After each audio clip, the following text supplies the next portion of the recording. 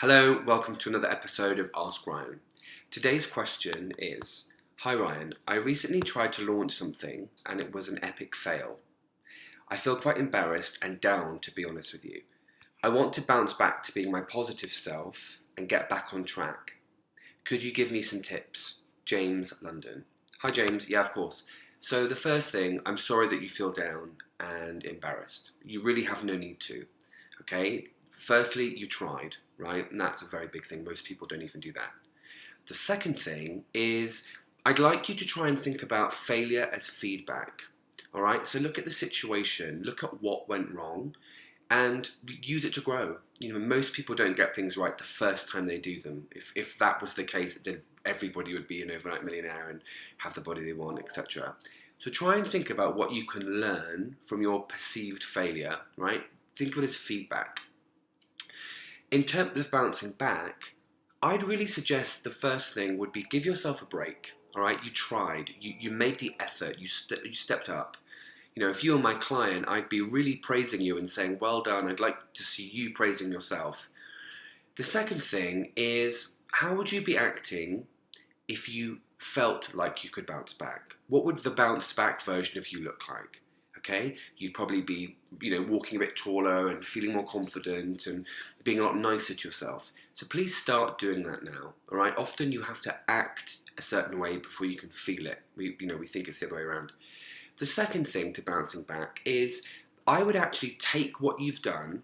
I don't know specifically what you launched. It may be, I'll assume it was maybe a product or like a book.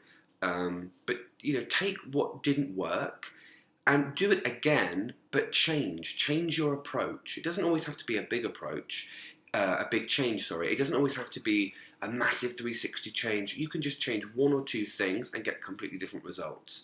So I would, be nice to yourself, congratulate yourself for trying, and then I'd really look at what feedback can the situation give you to do it again, right? Often, we look at people who we think have made it, but we don't see how many things they did before that didn't work, or how many things they had to redo. I know that a lot of people personally who do media and or they they're authors and stuff, and it's the same for everyone. So please don't beat yourself up. Try again. Act like the bounced back version of yourself, and give yourself a big pat on the back. Have fun as well. I just want to say as well, have fun with this. Whatever you're doing, don't be too serious about it, right? It's not a reflection on you or your self-worth. It's just your work.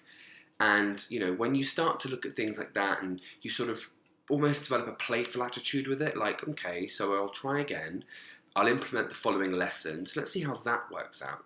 That's a lot more fun, but it's also a lot more attractive. That lightness, that playfulness often is what gets the results you want. So I hope this was helpful. Please comment below your takeaway from the video, etc. And please let me know how you got on. Anybody else, I'd love to hear from you. If you have questions you'd like coaching on, you can email support@ryanjameslock.com. Have a great day.